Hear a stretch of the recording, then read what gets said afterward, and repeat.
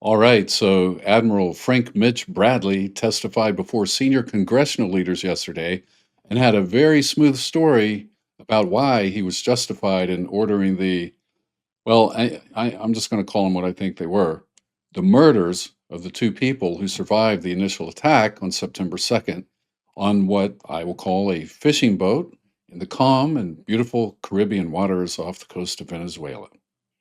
Well, I've been really torn because as I mentioned in my video yesterday, I looked up some information about Admiral Bradley to see if he was one of these, hardcore MAGA people. I found out that he's considered the gold standard in the military as far as integrity, as far as ability, as far as intelligence. He's considered the gold standard as far as, honor, everything. He embodies everything we want in the best of our military people. So I'm honestly, I don't know how to put all this together because I feel like what he's saying and what he said in this hearing yesterday can't be true. But he's so far above anything I am, especially when it comes to military matters. His knowledge, I mean, he'd blow me out of the water. Oh, sorry, that's what we're talking about him doing, right? In Venezuela. Anyway, he a little sidetracked by that.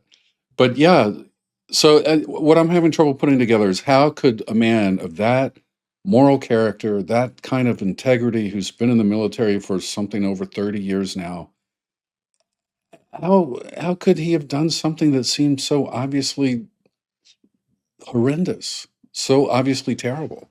All right. Anyway, I checked out whether he was a big MAGA person, and there's no evidence. There's no evidence that he was. And everything I could find out about him showed him to be a real stand up guy, like someone who's greatly admired and respected by everyone he comes into contact with. But I was kind of, you know, disturbed after reading his testimony from yesterday or reading about it. We don't have exact transcripts of it because how in the world could he have led this strike on what was so obviously two non-combatants in distress who, under no theory of war or law of war, should have ever been shot at? How is it even possible? Then yesterday, after he finished testifying before congressional leaders, a Democrat, I don't know, I'm not sure if he was a House member or a senator, but he came out and said that he greatly respected the admiral, as apparently everyone does. And he said the admiral had shed new light on the story that made the second attack that killed those two uh, helpless men seem a little more legit. I was a little confused by that because when I heard what he is reported to have said, it didn't sound legit at all to me. It's like, how is this possible? How is it possible that a man like this could be testifying like this? And is there something I don't understand? Is this something that's so far above my head that I don't understand? But I see that a lot of military experts, share my opinion, or I should say I share theirs, because they certainly take precedence over anything I might think. But there are a lot of military experts that have the same opinion. But I mean, in my mind, even the first strike wouldn't have been allowed by the rules of war. And that's the opinion of many military experts. So I felt like there's really something fishy going on yesterday. Um, it seemed that since Hegseth and Trump had said they had the admiral's back, it seemed like the admiral was now going to have their backs as well, because he apparently testified in no uncertain terms that Hegseth didn't issue a no quarter order or in any way suggest that everyone on the boat must be killed. So we have the president and the secretary now saying that the admiral did nothing wrong, and we now have the admiral saying that the president and the secretary did nothing wrong. As where's that lady from old Saturday Night Live? How convenient. The church lady? Is that who it was? Yeah, that's what I'm thinking about. Anyway, yeah, I think so. Gilda Radner? Is that who it was? Anyway, we know something really bad happened, something really wrong happened, and we also know somebody did it. And we know that in that group of people, it was either one or all of them who decided to do this. So for each of them to say that the other did nothing wrong means probably they're all lying. That's all I can figure. And since that's not at all, or since that's not at all out of character, yeah, since lying is not at all out of character for this president or this administration, lies are the oxygen that keeps their whole political enterprise moving, then it wouldn't be unreasonable for us to believe that the admiral might be lying and that the secretary or of whatever you want to call his department, that he's lying or that the president is lying. It's in fact reasonable. And with this administration, you're far more likely to be right, you know, if you assume they're lying about everything than if you assume they're telling the truth. But here's where the rubber meets the road. The New York Times is reporting that part of the story the admiral told yesterday in an attempt to justify these attacks actually makes him look even more guilty than he already did. So listen to this cockamamie story that he's come up with. First, the admiral showed congressional leaders the full video of the incident, so something beyond what the public has seen, and it's in a much higher resolution, so it's very clear, so you can see clearly what's going on in the video. But what they saw on this clear video makes this whole situation even more disturbing, and it casts even more suspicion on the admiral and the secretary, but especially the admiral, because the one thing we do know is he called the final shots, right?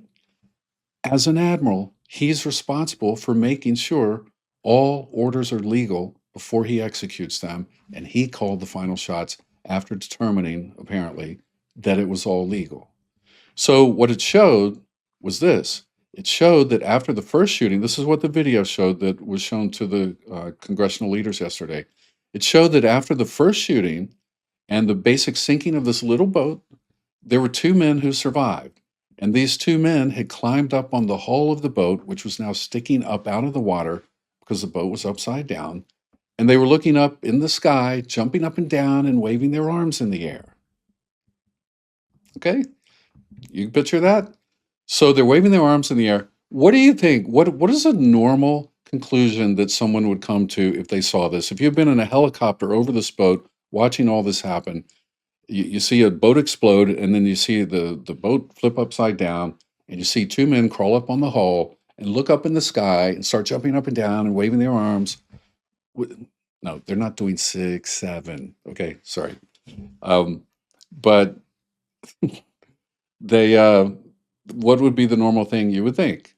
You'd think they're calling for help, right? They're looking up in the sky, hoping to see maybe a plane or a helicopter, and they're hoping somebody up there will see them, and maybe they see a plane or they hear a plane, perhaps. So I mean, that's what the normal person would think, right? But check this out from the New York Times. Some of the people viewing the video yesterday thought the waving by the survivors could have been an attempt to surrender, which could raise questions about whether the military had violated the rules of armed conflict during the operation. But to be surrendering, they would have to have known they were shot by a military aircraft from a foreign nation. And it's pretty doubtful that they would have known that. Others who viewed the video said the most logical explanation was that the two survivors had seen the American aircraft above them and started signaling for a rescue. But it's not clear from the video that the survivors had definitely seen the American aircraft, and we don't know. The aircraft could have been at 30,000 feet and they wouldn't have seen it at all or even heard it. Or it could have been much lower altitude and maybe they would have seen it. We don't know. We don't know. But check this out. This is what Admiral, his name slips my mind. Yeah, Bradley. I was thinking Blakely for some reason. This is what Admiral Bradley said yesterday. He and his team of people who went into this hearing. The military officers briefing Congress on Thursday said the survivors could have been trying, this is what they're saying, we believe they could have been trying to beckon to other alleged drug traffickers in a plane or a boat to come get them. And that would have been communications that would have justified a follow-up strike that killed them. What? Are you kidding? Do they really expect us to believe that? That that's what they were thinking? Okay, we see a boat explode, it flips upside down, two survivors climb on top of the hull, and once they get up there, they start jumping up and down and waving and looking up in the air like they're signaling for help, right? they don't even know if anybody's going to see them. And we'll see here in the next paragraph, there were no other unknown aircraft or boats in visual range, and no other boats involved in drug trafficking could have rescued them, according to officials who attended the briefings on Thursday. So there weren't any other boats or planes in range that they could have seen. They're obviously jumping up and down just to get help from anybody. You think they'll only take a ticket from a fellow drug dealer? I think they'll take a ride from anybody they can get it from, right? It's either that or die. So when they saw this, when Admiral Bradley saw this, he's watching it all on video cameras, live as it happened. And he said, "Circle around, kill those two men down there. They're a big threat to the United States." I mean, you have to believe they were a super big threat to the United States. And what this administration is pushing is the idea that each of these people is responsible for thousands of American deaths, apparently through drugs that they're bringing to our shores. But let me tell you, go on Google Maps, find Venezuela, it's in the northern tip of South America, and click the measure tool and just measure routes through the sea up to the United States. The shortest one I could find was from Venezuela to Miami. It's about 1,700 miles. The other routes to Louisiana or Texas were all over 2,000 miles. This is a little speedboat. It had 3 outboard motors on the back. Okay. When the boat flipped over, the outboard motors are dead. You can't have outboard motors underwater for that long and expect that they're going to run. But this admiral apparently also said in testimony that they were afraid the men would flip the boat back over. Seriously, it's a pretty big boat for that, for two guys to flip it back over. I don't think that would have been possible at all. It's a heavy boat. Um, but they would have us think that they were going to flip the boat back over and those outboard motors are going to crank right up and they're going to continue on their way with their deadly cargo to the United States, where thousands of people are going to be killed instantly, perhaps. And they have to stop them. And the only way to stop them is to shoot them down from the air. The whole story is unbelievable. It's literally unbelievable. Okay. So this new detail, the video of the 2 guys on top of the hull of the boat, signaling for help, waving for help, okay? This complicates the military's explanations for the actions it took during the September 2nd strike in the Caribbean Sea and raises new questions about the propriety of the follow-on attack. The strike has become the focus of congressional oversight, though Democrats and experts continue to question the legality of the entire military campaign. And that's where I'm at. I don't see any of this is legal at all. This is not an act of war. You have 10 or 11 guys on a little speedboat with, 3 outboard motors on the back, not anywhere close to enough fuel on board to get to the United States, not even to get halfway to the United States. And look, I know the president is a crazy person, and he's saying, yeah, this is an act of war. They're going to kill thousands of people. But the admiral knows better. He knows better. And it looks like he has just taken whatever the president and Hegseth have said and said, I'm just going to run with that. They're telling me it's a threat. I'm going to play it like it's a threat. I take orders from my commander in chief. That's what it looks like. This looks really bad for Admiral Bradley. And it's a real shame for him to end a career like this. It's such a stellar career to end it like this. Yeah, well, down here they mentioned that officials who have watched the video said it's not clear if the survivors even knew the initial explosion was an attack. And I think that's very obvious. They're just cruising along on their boat and boom, suddenly a big explosion and their boat sinks. How would they know where it came from? If you're shooting a missile from the air, it's not going to make some noise that you're going to hear before it gets there. It's just going to boom and surprise explosion and you're in the water. So I think it's likely they didn't even know they were under attack. But this whole thing, this is leaving a big scar on a lot of people, as well it should, because I think a lot of people have done some really bad things here. And so far I will say, murdered about 80 people in these attacks. There's been 19 or 20 of them as of now. This was the first one, September 2nd. And now we're up to 80 people. And we're not following any rules of war for this stuff. This is really bad stuff, really bad stuff. Anyway, Share this with your MAGA friends, whether it's this video or the information, I don't care. But share this information with your MAGA friends. Post it online on your social media. Listen to me.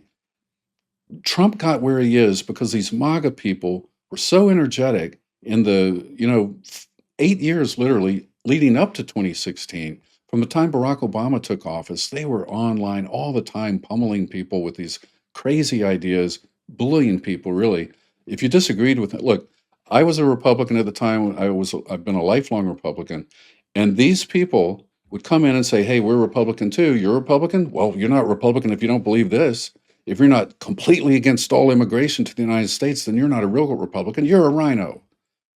And they would start calling us names. And I remember feeling intimidated by that and feeling like, well, if I want to be accepted by them, I should jump in and, you know, agree with them. I should change my mind because that's the Republican way now.